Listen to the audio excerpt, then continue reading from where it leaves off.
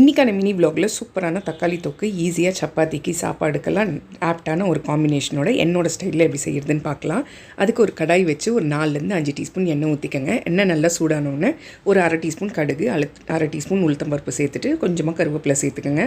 அது பொரிஞ்ச உடனே வெங்காயம் வந்துட்டு ஒரு 2 வெங்காயத்தை குட்டி குட்டியாக கட் பண்ணி அதை சேர்த்து பொன்னிறமாக வதக்கிக்கங்க. அடுத்தது 2 பச்சை மிளகா, ஒரு 5 பல் பூண்டை ஃபைனாக சாப் பண்ணிவிட்டு அதையும் சேர்த்துக்கங்க. அதையும் ஒரு பச்சை வாசனை போகிற வரைக்கும் வதக்கிட்டு தக்காளி வந்து ஒரு 2 தக்காளியை குட்டி குட்டியாக கட் பண்ணியிருக்கேன். அதையும் சேர்த்து நல்லா தக்காளி கூழ வர வரைக்கும் வதக்கி எடுத்துக்கோங்க.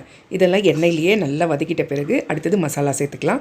இப்போ ஒரு 2.5 டீஸ்பூன் குழம்பு மிளகாய் தூள், உப்பு தேவையான அளவு, அரை டீஸ்பூன் மஞ்சள் சேர்த்துட்டு 1 டீஸ்பூன் கரம் மசாலா சேர்த்துட்டு நல்லா அந்த பச்சை வாசனை போகிற வரைக்கும் மசாலாவை வதக்கிடுங்க. இது வரைக்கும் எல்லாமே எண்ணெயிலேயே நல்லா வதக்கிட்டு அதுக்கப்புறமா ஒரு 1.5 கிளாஸ் தண்ணி ஊற்றி ஒரு 5லேருந்து 7 நிமிஷத்துக்கு மீடியம் ஃப்ளேமில் வச்சு நல்லா கொதிக்க விடுங்க. லாஸ்ட்டாக கொத்தமல்லி போட்டு இறக்கிடுங்க. சூப்பரான தக்காளி தொக்கு